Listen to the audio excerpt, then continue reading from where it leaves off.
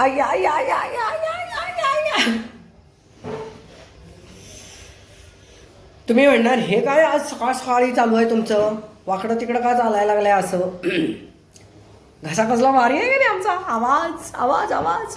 तुम्हाला नेहमीचा आवाज आज ऐकायला मिळणार नाही. आज असा घोगरा घोगरा आवाज, पण असू दे, तुम्हाला हाही आवाज ऐकायला मिळाला पाहिजे. थांबा एक मिनिट. तर खोकला, सर्दी आणि पायात आणि मांडीत गोळे काही येत नाही आहे, पण मांस आखडलंय, आंबलंय. तर ते का तुम्हाला माहिती आहे, मी आताच गिरनार यात्रा करून आलेली आहे. द ग्रेट गिरनार यात्रा. जन्म जन्मी आम्ही बहु पुण्य केले, तेव्हा या विठ्ठले कृपा केली. खरंच आहे, त्याशिवाय शक्य नाही. भगवंता खूप खूप आभार, खूप खूप आभार. म्हटलं की आपला आज अनुभव, तुम्ही माझा हा व्हिडिओ बघितलेला आहे पूर्ण. मी गिरनार चढाई पूर्ण पूर्ण पूर्ण कव्हर केलेली आहे. व्हिडिओ मोठा आहे, तुम्ही बघितला नसाल तर जरूर जरूर बघा. अगदी जसं काही तुम्ही प्रत्यक्ष गेलात असं आम्ही व्हिडिओ मोठाच्या मोठा केलेला आहे. कारण मला ते माझे प्रत्येक क्षण हे माझे आयुष्यभरासाठी माझ्या मनात तर साठवायचे होतेच, पण माझ्या सर्वांच्या यूट्यूबर्सच्या मनामध्ये सुद्धा ते मला पेरायचे होते. म्हणून मी मस्त खूप मोठा व्हिडिओ केलेला आहे. तो शक्य झाल्यास बघा, आवडला तर छान म्हणा आणि देवाला म्हणावं की असाच ॲटलिस्ट व्हिडिओ तरी आम्हाला बघायला मिळू दे. कारण की हे व्हिडिओ असे बघायला मिळणं याला सुद्धा पुण्याही पाहिजे हो. तर तुम्हाला सांगते, जाताना फक्त एवढंच माहीत होतं, सगळ्याजणी आजकाल गिरनार गिरनार म्हणतायत. आता आपण काय करायचं, गिरनारला जायचं गिरनारला जायचं. माझ्या काही ध्यानी मनी सुद्धा नव्हतं, कारण 2 वर्षापूर्वीच सारखी जरा आजारांची मालिका होती. कधी काय कधी काय कधी काय. अलीकडेच जराशी मी टुमटुमी झाले होते, म्हणून मी यात्रा करायला सुरुवात केली आहे. 2 महिन्यापूर्वीच मी काशी यात्रा करून आले. तुमच्यासमोर सगळे व्हिडिओ आले, तुम्हाला खूप आवडले. तुमचीही माझ्याबरोबर काशी यात्रा झाली आहे. म्हटलं चला. सहज एका मैत्रिणीनं विचारलं, मी चालली आहे गिरनारला, एक सीट आहे, येणार का? हो येणार, फटकन म्हणून गेले. कधी जायचं? परवा दिवशी. होय परवा दिवशी. मनाची तयारी काही नाही, काहीच नाही. ती म्हणली काही नाही, कपडे घ्यायचे आणि सुटायचं, फक्त पैसे भरायचे. 15,000 रुपये भरले, खाणं पिणं जेवण बिवण सगळं त्याच्यात सांगितलं. जाऊ दे, मी विचारलं पण नाही बाकी कुठे जाणार. म्हटलं फक्त गिरनार असलं तरी चालणार, गिरनारला येता जाता काही दाखवलं तरी चालेल, नाही दाखवलं तरी चालेल. दत्त महाराजांनी बोलावलेलं आहे, आता नाही म्हणायचं नाही. त्यांचं आमंत्रण येणं फार आवश्यक आहे. त्यांचं आमंत्रण आलेलं आहे, लगेच स्वीकारलं, पटकन निघाले. माझ्या बहिणीच्या मुलीचं लग्न होतं त्याच दिवशी, परंतु मी गेले नाही. तिचा भरपूर मोठा राग ओढवून गेला. म्हटलं दत्तगुरूंनी बोलवले, तिकडं जाणं फार आवश्यक आहे. ते बोलवणं परत परत येत नाही, आणि म्हणून निघाले. सामान काय आता भरायची प्रॅक्टिस झालेली आहे आपल्याला. मस्त सगळं सामान घेतलं आणि निघालो. भयंकर 20-22 तासाचा प्रवास. टेम्पो ट्रॅव्हलर 16 सीटर काय 18 सीटर काय असते ती. आणि निघालो. मस्त झाला प्रवास, सुंदर झाला, सगळं झालं. आणि जेव्हा आम्ही चढायला सुरुवात केली, त्याबद्दल आम्हाला गिरनारविषयी एवढंच माहीत होतं की 12,000 वर्ष दत्तगुरूंनी त्या ठिकाणी प्रत्यक्ष तपश्चर्या केलेली आहे गिरनार पर्वतावर, आणि त्या पादुका त्या ठिकाणी आहेत, एवढंच माहीत होतं. आणि आम्ही निघालो, बाकीचं काहीच माहीत नव्हतं. पण बाकीचं जे नंतर माझ्या एका मैत्रिणीनं, माझ्या एका बहिणीनं, प्रकट बहिणीनं, अचानक प्रकट बहिणीनं तिनं मला तिनं मला ती माहिती पाठवली. आणि कळलं की अरे आपण काय, म्हणजे जे आपल्याला, आपण ज्या ठिकाणी जातो त्या ठिकाणची माहिती आपल्याला बऱ्याच वेळेला नसते. तर म्हटलं आज तुम्हाला ती माहिती द्यावी, आणि बरेचसे जे त्याच्याबद्दलचे गैरसमज आहेत तेही तुमचे दूर करावेत. आधी मी थोडक्यात तुम्हाला माहिती देते, कारण मला जरा फापट पसारा लावायची सवय जास्त आहे. तर साधारणतः 150 वर्षापूर्वी हे जुनागड हे संस्थान ना, मग ही सगळी संस्थानं खालसा झाली ना, त्या ठिकाणी एक तो नवाब होता. तर त्या नवाबाचे जे दिवाण होते, सेक्रेटरी होते, तर ते हिंदू होते.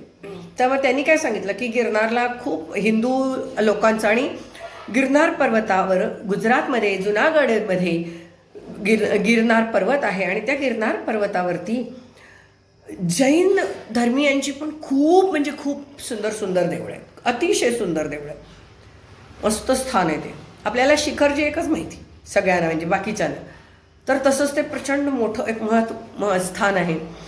तर तिथे जैन आणि हिंदू लोक खूप सारी जात असतात, पण जंगल आहे तिथं, ते गीरचं जंगलच म्हणतात त्याला. गीरचं जंगल आहे, वन्य पशु आहेत, श्वापदं आहेत, त्यामुळे आणि अत्यंत खडा पहाड आहे. लोकांना जायची इच्छा आहे, लोक जातात परत येत नाहीत, महिने लागतात चढाई करायला, अन्न पाणी काही मिळत नाही. तर आपण गिरनार पर्वतावर जाण्यासाठी काही करू शकू का, असं नवाबाला त्या दिवाण आणि सेक्रेटरीनी त्यांना विचारलं, आपण करू शकू का. नवाब म्हणले हां ठीक आहे. जरी ते दुसऱ्या धर्माचे होते तरी ते म्हणले की नवाब होते ना तिथले, ते जरी संस्थानं खालचं झाली तरी काय झालं.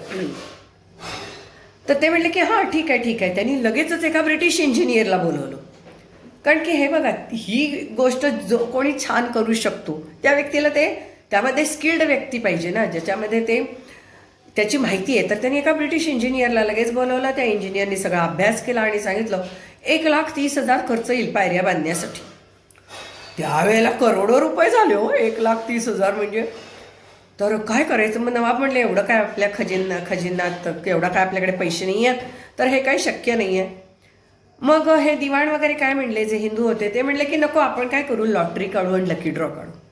लॉटरी कितीची, 1 रुपयाची, 1 रुपयाचं लॉटरीचं तिकीट काढू आणि मग त्यावर आपण लकी ड्रॉ काढू, त्याच्यावरती काही स्कीम्स आपण जाहीर करू आणि 1 रुपयाचं तिकीट 150 वर्षापूर्वी, ते फार मोठंच की 1 वर्षापूर्वी 1 रुपयाचं तिकीट म्हणजे लोक घेतील. आणि लोकांनी खूप हौशीने उत्साहाने ते 1 रुपयाचं तिकीट पूर्ण भारतात लोकांनी खरेदी केली. आणि त्यातलं पहिल्या नंबरचं जे, मग त्यानंतर हे तिकीटं खपवायला 2-3 वर्ष लागली. 1889 पासून 1892 पर्यंत ही तिकीटं खपवत होते सगळेजण. नाही म्हटलं तरी 1,30,000 तिकीट खपवलं जाणं आवश्यक होतं. तेवढी तिकीटं त्यांनी खपवली. 1,28,333 अशी काहीतरी तिकीटं खपली गेली. मग त्यामध्ये पहिल्या नंबरचं बक्षीस एका मुंबईच्या व्यक्तीला लागलं, सविताबेन नावाच्या, 10,000 रुपयाचं. तिनं ते सगळे 10,000 रुपयाचे ते संपूर्णच्या संपूर्ण डोनेट केलं, देणगी रूपानं पायऱ्या बांधायला दिली. आणि पायऱ्या बांधण्यासाठी लागणारे पूर्ण पैसे जमा झाले आणि ते काम सुरू झालं.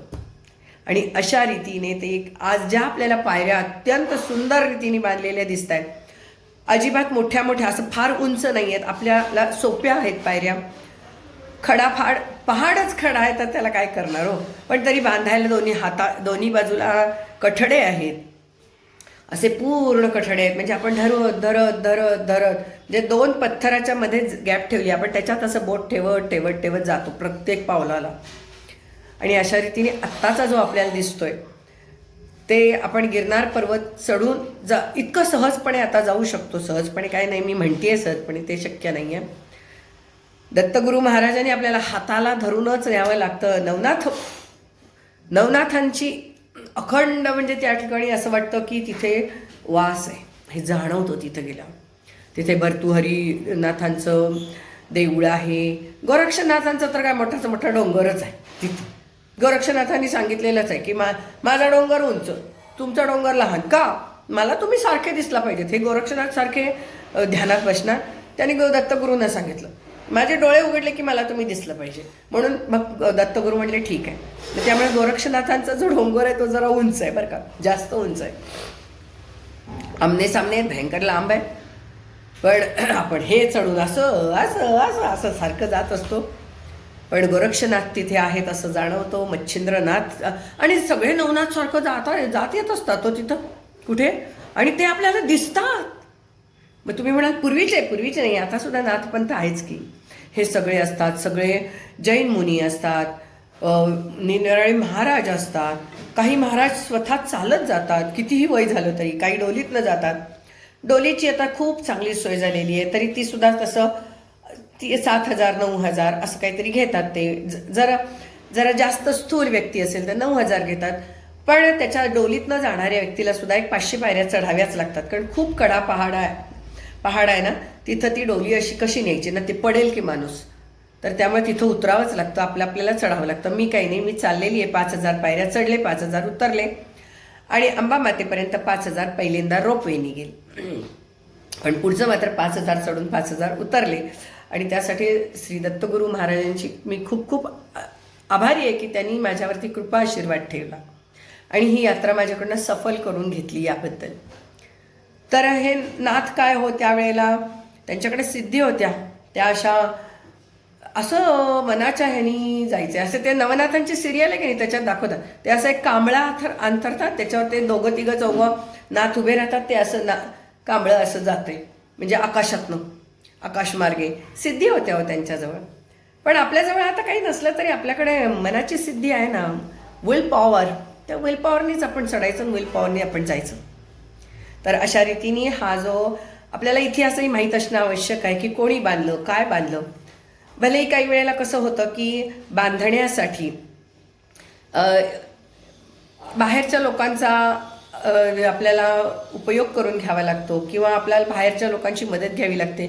जसं सरदार वल्लभभाई पटेल यांचा पुतळा सुद्धा बाहेरच्या काही इंजिनियर्सनी मदत केलेली आहेच की त्याच्यासाठी, स्किल्ड.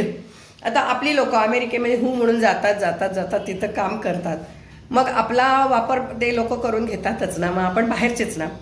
तर असं काही नाही, बुद्धीचा वापर आपण करून घेतला पाहिजे. त्यात कशाला वाईट वाटायला पाहिजे. काही ना वाईट वाटतो, अरे असं कसं काय, आमच्याच लोकांचं व्हायला पाहिजे, आमच्याच लोकांनी करायला पाहिजे, असं नाही. चांगलं ज्याच्याकडनं जे असेल ते शिकावं. तर अशा रीतीने त्या मस्त आता पायऱ्या बांधल्या गेलेल्या आहेत. ज्यांना जावंसं वाटेल त्यांनी जरूर जा. आणि खूप म्हणजे खूप तिथं असं जाताना आपल्याला कोणीतरी सांगतो की रात्रीच चढायला पाहिजे, अजिबात असं काही नाही. सकाळी 7ला रोपवे चालू होतो आणि संध्याकाळी 5पर्यंत असतो. समजा तुम्ही दुपारी 2 वाजता तिथं पोचला आणि आता तुम्हाला वाटलं, कारण की चढून यायला 5-5.5 तास लागतात. आवाज येणार तुम्हाला, 5-5.5 तास लागतात, 6 तास. तर त्यामुळे समजा तुम्हाला उशीर झाला घरातनं निघायला, तिथं पोचायला, रोपवे चालू आहे, मग काही नाही, अंबा मातेपर्यंत जा, तिथे पुढे 500 पायऱ्या जावा, पुढे डोलीतनं जा, चालत जा आणि पुन्हा पुढे परत या, काही हरकत नाही. भरपूर म्हणजे गोरक्षनाथांचं देऊळ आहे, भर्तृहरीनाथांचं देऊळ आहे, मत्स्येंद्रनाथांचं तिथं देऊळ आहे, असे भरपूर सारी देऊळं आहेत. ती देवळं आपण भेट करत करत जाऊ शकतो. तर त्यामुळे असं नाही सगळ्यांनाच वरपर्यंत जाता येईल असं नाही, पण रोपवेचा आनंद घ्या आणि रोपवेचा आनंद घेऊन तुम्ही तिथपर्यंत जाऊन पोहोचून या, जरी उशीर झाला तरी. आणि समजा तुम्हाला असं कोणीतरी सांगितलं रात्री चढायला सुरुवात केला, रात्री रोपवे नाही, तुम्हाला 10,000 पायऱ्या जमत असेल तर रात्री चढा, नाही तर काही गरज नाही, काहीही त्रास होत नाही. गार वारं मस्त असतं, स्वेटर घेतला पाहिजे, डोक्याला बांधलं पाहिजे, कारण की थंड वारं असतं. एवढं सगळं करून सुद्धा आम्ही सारखं गार पाणी थेंब पित राहिलो. तिथं मिळतं पाणी बिणी सगळं, तर ते सारखं पित राहिलो. आपल्याला सोबत काही न्यायची गरज नाही, एक छोटीशी पाण्याची बाटली न्या की जी प्लास्टिकची नसेल. असलं सगळं प्लास्टिक तिथं काही चालत नाही. पर्स चालते, त्याच्यामध्ये थोडंसं 1-2-4 चॉकलेटच्या गोळ्या टाका, बाकी काही ठेवू नका. काय कापूर लागतो, येऊ लागतो, तेऊ लागतो, ऑक्सिजन कमी पडतो, काहीही होत नाही. जा बिनधास्त. साडी नेसायची असेल तर साडी नेसू शकता, काहीही प्रश्न नाही. ड्रेस घालायचा ड्रेस घालू शकता. साडी, कोणीतरी मला सांगितलं साडीत खालना अशी हवा होते आणि पॅराशूट होते आणि तुम्ही जाऊन उडून पडता, काही होत नाही असलं काही वारं बिरा नसते. आणि कोणीतरी सांगितलं की वारं इतकं असतं की तुम्हाला असं हात ठेवत रांगत जावं लागतंय, तसलं पण काही नसते. घाबरवणारीच माणसं खूप असतात. काही वेळेला कसं होतं लक्षात आगा, तुम्ही कुठल्या सीझनला जाल त्याच्यावर आहे ना. आमचा सीझन आत्ताचा फार छान लागला आम्हाला. पण कसं आहे बघा, ही अशी एखादी ओढणी असावी तुमच्यासोबत की तुम्ही ती टोपी म्हणून सुद्धा अशी वापरू शकता. हे असं करून असं घालू शकता. त्यामुळे ड्रेस सगळ्यात कम्फर्टेबल. साडी म्हणजे हातात निर्या धराव्या लागतील तुम्हाला. आणि मग कसं जसं वर जातो ना तसं हुश व्हायला लागतं. आणि मग ते असं हातात आपल्याला काठ्या असतात धरायच्या. मी एकच काठी घेतली, एका हातात सतत मोबाईल धरला, त्यामुळे मी एका काठीने चढले. 2 काठ्या घेऊन जे चढले ते जास्त चांगल्या पद्धतीने चढतात. एका काठीने आमच्यासारखे एका हातात मोबाईल घेऊन चढणारे जे असतात त्यांना जरा जास्त अवघड होते. पण हाऊस कुणाला. आणि सगळ्यात महत्त्वाचं, जिथं दत्तगुरूंच्या तिथं गेल्यावरती तिथं मोबाईल वापरू नका, त्यांना आवडत नाही. तिथली माणसं जरा रागीट आहेत, कडक आहेत, चिडकी आहेत, ते असतातच म्हणे तशी. तर ते हातातलं घेऊन फेकतात. आणि बऱ्याच लोकांचे मोबाईल फोडले त्यांनी, सर्व हातातलं घेऊन असे फेकून दिली बाहेर. म्हणजे असं वाईट वाटलं. इतकं पण नाही त्यांनी करायला पाहिजे, पण असं काही नाही, लोक करतात आगाऊपणा, पण नको असं करू त्यांनी पण ते करू नये. लोकांचे मोबाईल फोडणं ही काही बरोबर गोष्ट नाही आहे. एकतर तो महागाचा असतो, दुसरं म्हणजे त्याच्यात बरेच सारं डाटा असतो, आपला पैसे त्याच्यात असतात, आणि असे मोबाईल फोडणं कितपत योग्य आहे. 2 ठिकाणी तिथे पुन्हा तिथे तुम्ही दत्तगुरू महाराजांचं दर्शन घेऊन तुम्ही खूप छानपणे दर्शन घ्यावं असं त्यांची इच्छा असते, आणि ते बरोबर आहे. पण तो मोबाईल कोणीतरी असं चोरून करत असतो, मग ते घेतात आणि फोडतात. ते मला फार वाईट वाटलं. त्या अक्षरशः त्यावेळेला दत्तगुरू महाराजांच्याकडे बघण्याच्या ऐवजी लोक त्या मोबाईलकडे बघत असतात, आणि मोबाईल फोडणाऱ्याकडे बघत असतात, आणि त्या कृतीकडे बघत असतात. मग महाराजांच्याकडे कुणाचं लक्ष नसतं. सगळेजण आपण ती जे चालू आहे तमाशा तेच बघत राहतो. तर हे त्या लोकांनी नाही करायला पाहिजे. बाकी सगळं उत्तम उत्तम. महाराजांच्या समोर गेल्यावरती नुसतं डोळ्यातनं सगळ्यांच्या अश्रूच येतात, बाकी काहीच नाही. महाराज बस, बाकी काही त्यांना सांगावं असं वाटत नाही, काही त्यांच्याकडनं मागावं असं वाटत नाही. फक्त त्यांच्याकडे बघावं. मोठी दत्तगुरूंची मूर्ती त्या ठिकाणी आहे, अशी अलंकाराने वगैरे अशी मस्त सुंदर. आता पादुकांवरती सुद्धा त्यांनी दुसऱ्या चरण पादुका ठेवलेल्या आहेत, त्याला हार फुलं वगैरे घातलेली असतात, तरी सुद्धा खालच्या चरण पादुका आपल्याला दिसतात, आपण त्या बघतो, आनंद होतो मनाला आपल्याला खूप. आणि मग त्यानंतर तुम्ही तिथून असं खाली यायचं. खाली आल्यानंतर त्या ठिकाणी धुनी आहे आणि जेवण आहे. कंपल्सरी तुम्ही तो प्रसाद खावा. खूप छान प्रसाद असतो. चपाती असते, भाजी असते, खिचडी असते, शिरा असतो. तुम्ही खूप दमलेले असता, तुम्हाला ते खाल्ल्यावरती एवढं मस्त वाटतं, भारी वाटतं, पण ती सुद्धा लोक अति चिडकी आहेत. आपण सगळं खातो, सगळं घेतो, आणि तिथं सारखा सगळ्यांचा अपमान करतात. म्हणजे जणू काही तुमचा अहंकार मोडून काढण्यासाठी दत्तगुरुजींनीच तिथे ठेवलेला आहे, दत्तगुरूंनी असं वाटतंय. पण ती लोक फार बोलतात अतिशय. म्हणजे उगाच काही गरज नसताना, गर्दी नसली तरी सुद्धा बडबड वाटेल तसं अपमान करणं समोरच्यांचा चालू असतात. सगळेजण आपल्याला हवं तेवढं खात असतात, उलट सगळ्यांनी जास्त खावं म्हणून घालत असतात, पण अपमान फार करतात. पण काही इलाज नाही त्याला. काय तसं ते मुद्दामच तसं ठेवलंय दत्तगुरू महाराजांनी की काय कोणास ठाऊक. लोकांचा अपमान जावा की नाही, इथं आलं तरी प्रसाद घेण्यासाठी आपण तो सहन करावा. असू दे. तिथं प्यायला पाणी ठेवलेलं आहे. एक माणूस असतो जिथे सगळ्यांना गार पाणी प्यायला देत असतो. हात धुवायला फक्त 2च वेळेला तुमच्या हातावर पाणी घातलं जातं. म्हणजे तिथे नळ नाही असा, तुमच्या हातावर मुद्दाम पाणी घातलं जातं, ते फक्त 2च वेळेला झालं तेवढंच. का तो वरपर्यंत एवढं पाणी यायला नको होय? कोणीतरी पाणी आणतं तिथं. कशाने आणतं? डोलीमध्ये मोठे मोठे टँक ठेवलेले असतात, आणि ते टँक उचलून आणले जातात. म्हणून तुम्ही जास्त पाणी वापरू नये असं त्यांची इच्छा असते. पण मग तिथे गार पाणी आपण पितो. तिथं बसू नका म्हणतात, कारण की कसं की तुम्ही बसला की गप्पा मारता, मोबाईलवर बोलता, त्यामुळे तसं जे म्हणतात. पण खूप छान सोय केलेली आहे त्यांनी. तर तिथला प्रसाद जरूर खा, कारण की बाकी जगभरात तुम्हाला प्रसाद मिळेल कुठेही, पण एवढं तुम्ही पायऱ्या चढून जाऊन तिथं प्रसाद हा तुम्हाला मिळणार नाही. आपण दत्तगुरूंच्या घरी गेलेलो आहोत, तर त्यांच्याकडचा तुम्ही प्रसाद घेऊन यायला पाहिजे. आपल्या माता आहे, अन्नपूर्णा माता, अनुसूया माता, यांच्या घरातला आपण हा प्रसाद घेऊन यायला पाहिजे. तर आपण तो खाऊन यायचा. कोण काय बोललं तर दुर्लक्ष करायचं, पण तो प्रसाद खायचा. जास्त खाऊ नका. आम्ही थोडीशी खिचडी आणि थोडासा शिरा खाल्ला, पण जेव्हा एकदा थोडीशी खिचडी आणि थोडासा शिरा गेला तेव्हा डुलकी यायला लागली, अंग जड झालं, चढताना जरासं जड वाटायला लागलं. पण जर का खाल्लं नाही तर चक्कर यायला लागते, अस्वस्थ व्हायला लागतं, डिहायड्रेशन व्हायला लागतं, पित्त व्हायला लागतं. त्यामुळे खाल्लंही पाहिजे. तर असंच आम्ही चढत वर आलो. उतरताना भरा तसं गेलो, तर भरा काय नाही, पण तसं जरा फास्ट गेलो, थोडंसं. आणि चढताना मात्र प्रत्येक पायरीला श्वास घेत, हात धरत असं आलो. पण एकूण प्रवास छान झाला, मस्त झाला. तुम्ही बूट घालावेत का चपला घातल्या तरी चालतील, बूट घातले तरी चालतील, काही प्रॉब्लेम नाही. मी बूट घालून गेले, पण येताना मला एवढं लक्षात आलं की पायाला कुठेही फोडबीड खाली आलीत असं काहीही होत नाही. कम्फर्टेबल चप्पल तुम्हाला जी आवडेल ती घालून जा. बूट घातले तर सॉक्स घाला, म्हणजे तुम्हाला घाम येणार नाही, बाकी काही नाही.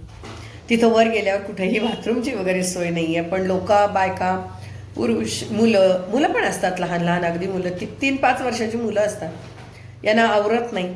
मग तिथंच जरासा आडोसा आला की लोक डोंगराच्या खाली वगैरे जातात, त्याचा घमघमाट सुरू होतो.